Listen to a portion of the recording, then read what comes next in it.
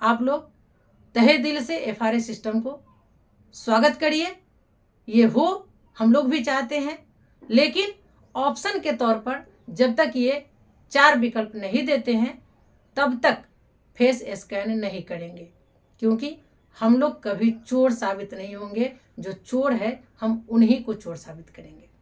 Face scan नहीं करेंगे क्योंकि हमने पहले ही कहा है कि जिस तरह से जन वितरण प्रणाली के यहाँ एक ही परिवार के अगर 5-10 सदस्य है और किसी एक का अंगूठा लग जाने से सभी का राशन उपलब्ध करा दिया जाता है, ठीक उसी तरह आंगनवाड़ी केंद्रों पर लाभार्थी के माता पिता, दादा दादी, गर्भवती धात्री स्वयं, उनके पति, सास ससुर को विकल्प के रूप में ऑप्शन नहीं देती है, तब तक हम लोग फेस स्कैन नहीं करेंगे।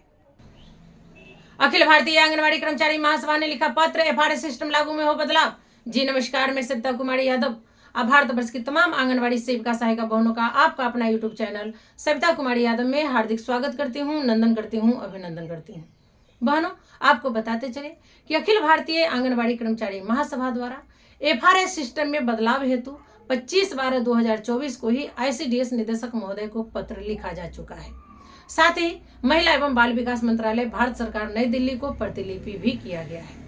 उसमें लिखा गया है कि महिला एवं बाल विकास मंत्रालय भारत सरकार की ओर से सभी राज्यों को यह निर्देशित किया गया है कि आंगनवाड़ी केंद्रों पर पोषण ट्रैकर ऐप पर जल्द से जल्द एफआरएस सिस्टम लागू किया जाए, ताकि आंगनवाड़ी केंद्रों पर हो रहे टीएचआर में पूरी पारदर्शिता आ सके। ये नियम 1 जनवरी 2025 से लागू होगी। महोदया, एफआरएस सिस्टम लागू करने से पहले पूरी पारदर्शिता लाने से पहले पूरे भारतवर्ष की तमाम आंगनवाड़ी सेविका बहनों को अच्छी क्वालिटी का मोबाइल उपलब्ध करा दिया जाए। साथ ही प्रति महीने रिचार्ज भी कराया जाए, उनको प्रशिक्षित भी किया जाए।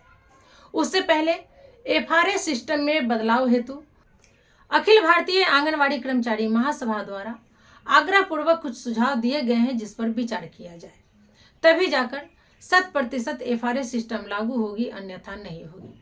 क्योंकि सबको पता है कि केंद्र सरकार द्वारा ये जो योजना चलाई जा रही है, ये गरीब गुरबों के लिए है, खेतीहर मजदूरों के लिए है।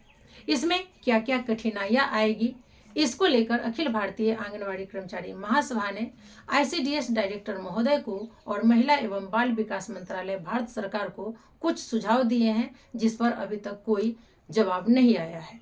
आखिरकार महासभा ने क्या सुझाव दिया है, पहले आइए आप लोग इसको जाने, इसको देखें और मैं आप लोगों को जानकारियां देती हूँ। इसमें लिखा गया था, अखिल भारतीय आंगनवाड़ी कर्मचारी महासभा के पत्रांक 44 दिनांक 25/12/2024 के आलोक में आईसीडीएस निदेशक महोदय को पत्र लिखा गया है, जिसमें लिखा गया है सेवा में निदेशक आईसीडीएस, इंदिरा भवन, बेली रोड, पटना। विषय, पोषण ट्रैकर ऐप पर एफआरएस लागू करने से पूर्व आग्रह पूर्वक दिए गए सुझाव पर गंभीरता पूर्वक विचार करने के संबंध में। महोदय, निवेदन पूर्वक कहना है, आप लोग ध्यान से सुनेंगे। महोदय, निवेदन पूर्वक कहना है कि भवदीय के पत्रांक 6859 दिनांक 20/11/2024 के द्वारा पोषण ट्रैकर ऐप पर फेस ऑथेंटिकेशन मॉड्यूल पर कार्य करने हेतु आंगनवाड़ी सेविकाओं को परियोजना स्तरीय प्रशिक्षण आयोजित करने हेतु निर्देशित किया गया है। उक्त पत्र के आलोक में सेविकाओं को प्रशिक्षण भी दिया जा रहा है। ध्यातव्य हो कि आंगनवाड़ी के अधिकांश लाभुक गरीब मजदूर परिवार से ताल्लुकात रखते हैं। गरीबी के कारण लाभुक परिवार की महिलाएं भी मजदूरी करने और खेतों में काम करने घर से बाहर चली जाती हैं, तो वहीं कुछ महिलाएं सामाजिक और पारंपरिक रिवाजों के कारण घर से बाहर भी नहीं निकलती हैं। ऐसी स्थिति में उनके परिवार के नज़दीकी सदस्य आंगनवाड़ी केंद्र पर आकर टीएचआर घर को ले जाते हैं। फेस ऑथेंटिकेशन मॉड्यूल लागू होने से 100% टीएचआर वितरण हो पाना संभव नहीं है। महोदय, इस प्रसंग में स्पष्ट करते हुए कहना है कि यदि खाद्य एवं उपभोक्ता संरक्षण विभाग अंतर्गत जो महासभा ने 4 ऑप्शन दिए हैं, जिसमें लाभार्थी खुद, उनके पति, सास और ससुर, बच्चे के माता पिता, दादा दादी, ये 4 ऑप्शन विकल्प के रूप में हम लोगों ने मांगा है। आप लोग ध्यान से सुनेंगे। महोदय इस प्रसंग में स्पष्ट करते हुए कहना है कि यदि खाद्य एवं उपभोक्ता संरक्षण विभाग अंतर्गत जन वितरण प्रणाली के माध्यम से जिस प्रकार की व्यवस्था बिहार में आम लाभुकों को प्रदान की गई है, यदि वैकल्पिक व्यवस्था के तौर पर आंगनवाड़ी केंद्र में भी टीएचआर वितरण हेतु वही व्यवस्था लागू किया जाता है तो निश्चित तौर पर पारदर्शी तरीके से 100%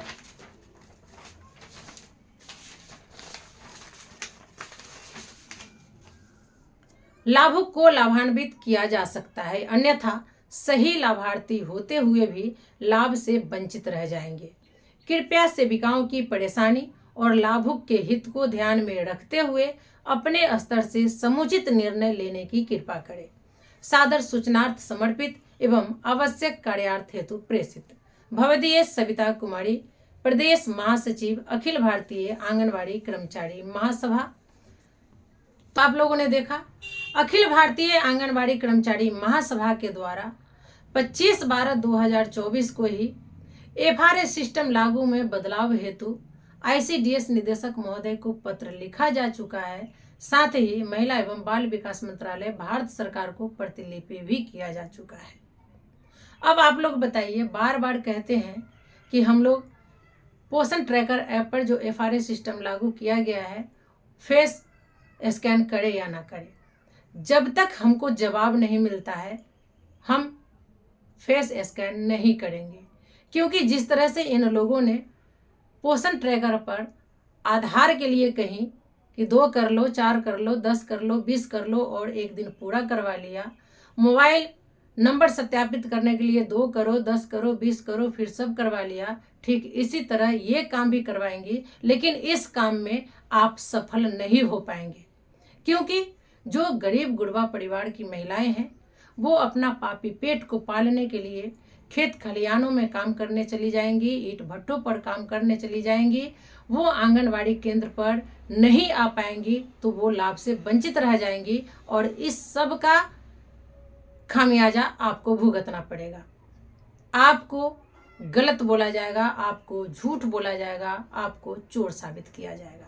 ऐसी परिस्थिति में जब तक विकल्प के रूप में सास ससुर पति पत्नी 4 मेंबर का ये लोग नाम नहीं देते हैं, तब तक हम लोग फेस स्कैन नहीं करेंगे, क्योंकि हमने पहले ही कहा है कि जिस तरह से जन वितरण प्रणाली के यहाँ एक ही परिवार के अगर 5-10 सदस्य हैं और किसी एक का अंगूठा लग जाने से सभी का राशन उपलब्ध करा दिया जाता है, ठीक उसी तरह आंगनवाड़ी केंद्रों पर लाभार्थी के माता पिता, दादा दादी, गर्भवती धात्री स्वयं, उनके पति, सास ससुर को विकल्प के रूप में ऑप्शन नहीं देती है, तब तक हम लोग फेस स्कैन नहीं करेंगे।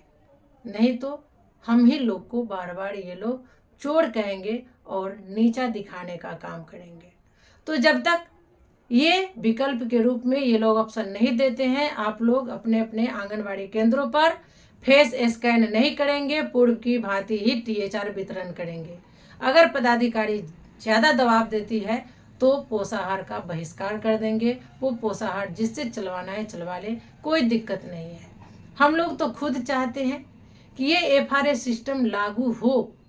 जिस दिन ये लागू हो जाएगा उसी दिन से हमारी आंगनवाड़ी सेविका सहायिका बहनें खुद अपने पैरों पर खड़ी हो जाएगी, आत्मनिर्भर हो जाएगी। वो अपनी लड़ाई को लड़ेगी और सरकार को अपने घुटनों पर झुकाने का काम करेगी, क्योंकि हमारे रास्ते का रोड़ा कहीं न कहीं ये पोषाहार ही है।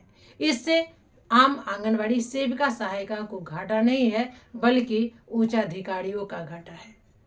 तो आप लोग ज़्यादा परेशान ना हो। एफआरएस सिस्टम लागू होता है तो बड़े ही गर्व की बात है, हम इसे सहज स्वीकार करते हैं और आप लोग भी करिए। ये अच्छा चीज़ है ताकि पारदर्शिता आए। जो पदाधिकारी का कहना होता है कि आंगनवाड़ी केंद्र चलाओ ना चलाओ, टीएचआर करो ना करो, हमारा जो बंधा हुआ राशि है वो दे दो, कम से कम इससे छुटकारा तो मिलेगा। जो लाभ हम उनको देंगे और वो बार बार हमारे गले में फांसी का फंदा लटकाने को तैयार रहती है, बार बार स्पष्टीकरण निकालती है, चयन रद्द की धमकी देती है, कम से कम लाभार्थी को अगर आप लाभ दे देते हैं तो वो तो आपके पक्ष में रहेंगे। आपको इन लोगों से डरना तो नहीं पड़ेगा। जो सही में लाभार्थी है उनको THR मिलेगा, नहीं लाभार्थी है उनको नहीं मिलेगा। इनको जो बंधा हुआ राशि है, मोटी मोटी रकम, वो तो उगाही नहीं होगी। तो आप लोग तहे दिल से FRA सिस्टम को स्वागत करिए। ये हो हम लोग भी चाहते हैं, लेकिन ऑप्शन के तौर पर जब तक ये 4 विकल्प नहीं देते हैं तब तक फेस स्कैन नहीं करेंगे, क्योंकि हम लोग कभी चोर साबित नहीं होंगे। जो चोर है हम उन्हीं को चोर साबित करेंगे। तो चलिए आज के वीडियो में फ़िलहाल इतना ही। फिर मिलते हैं अगले वीडियो में कुछ और नई जानकारियों के साथ। तब तक के लिए आप हमें विदा दीजिए। नमस्कार।